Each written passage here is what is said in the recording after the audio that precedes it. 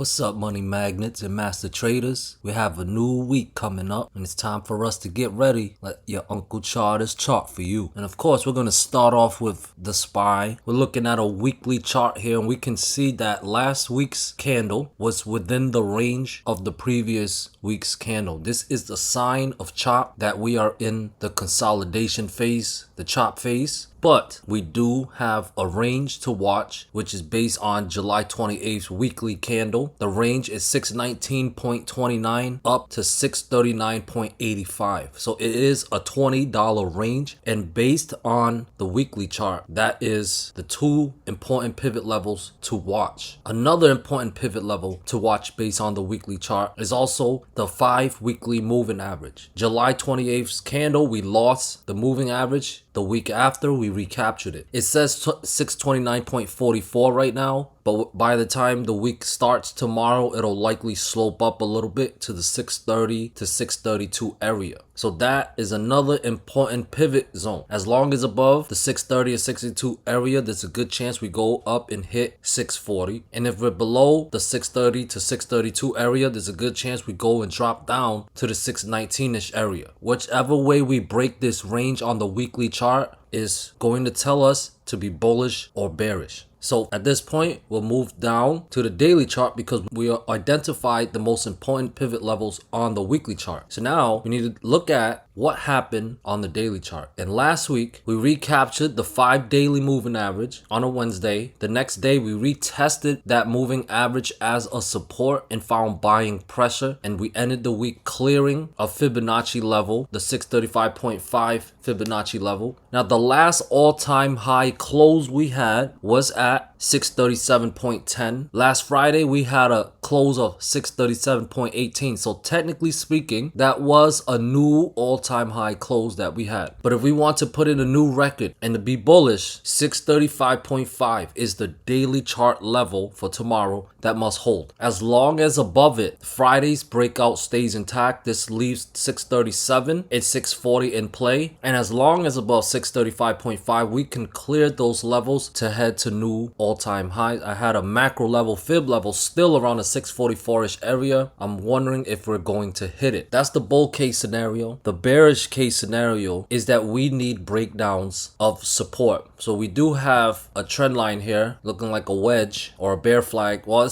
it extended too high to be a bear flag. I mean, bear flag, you don't really want to extend more than 50% of the down move. And you don't want to see it retrace more than 50%. This is obviously more than 50%. So it doesn't look like a bear flag because it's not within the rules. But it still counts and qualify as a wedge or even an uptrend line.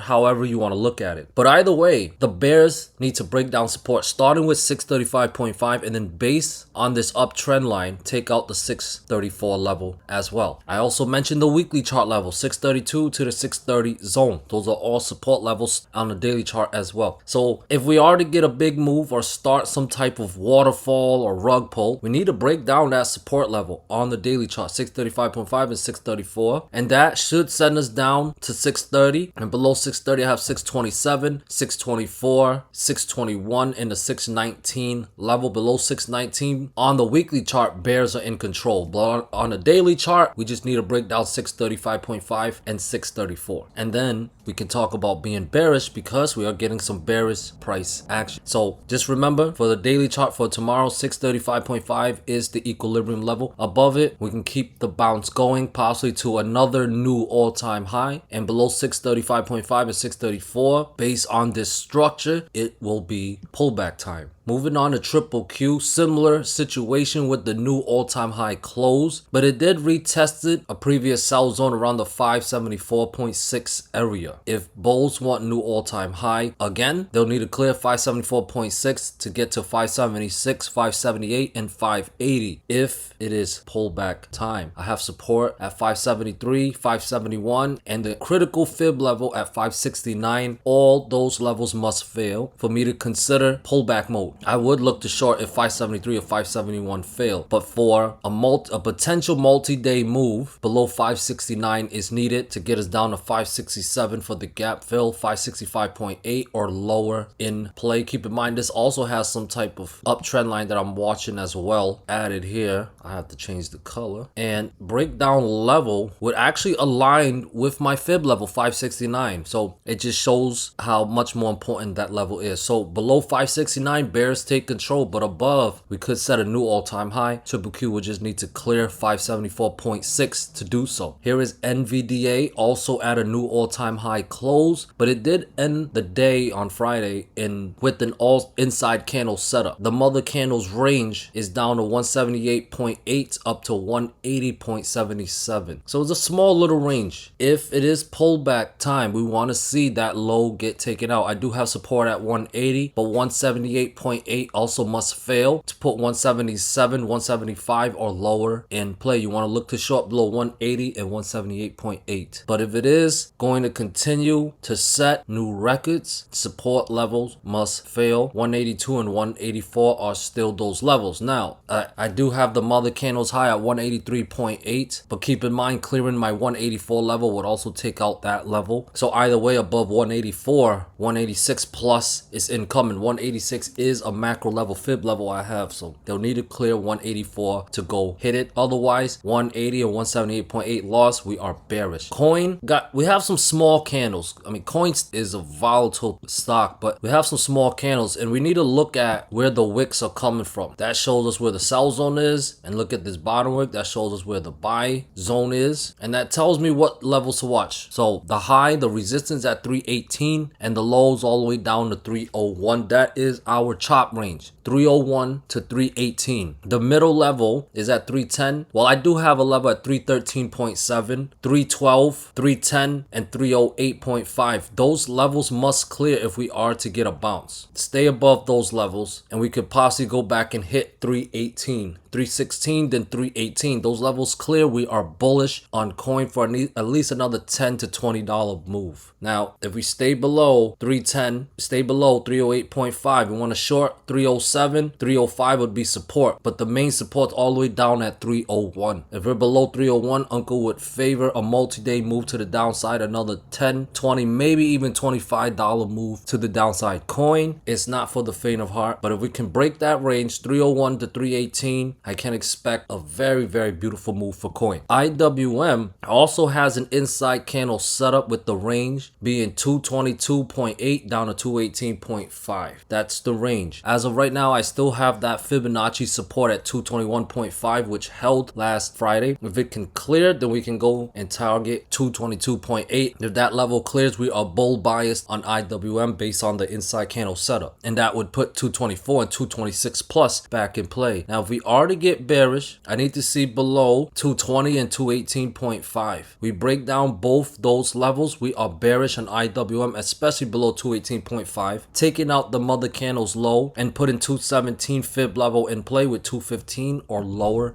in play. Be ready to react. Here is the VIX. Well, after breaking down the 17.5 level last Wednesday, it back tested it as a resistance, showed follow through with the selling pressure. It showed even more follow through on Friday when it broke down 16 and give us a lower low. We're coming very close into a very strong buy zone, demand zone, around that 14.78 area, and we can see multiple times from the last week of July how that area tested and held. Here we are once again. If the bears want a lower low on 1475, they'll have to break it down. If they want to kill and destroy volatility, they'll have to break 1475 down. But if that level holds again and 1623 clears, that's a very, very good sign that VIX is heading up. 16, if it clears, 17.5 as well, 16 and 17.5. Those two levels clear, get excited, volatility incoming, and this VIX should be very bullish, sending us back to 22 plus if it recaptures. But otherwise, 1475, 14.75 is lost, bearish. And last but certainly not least, here is the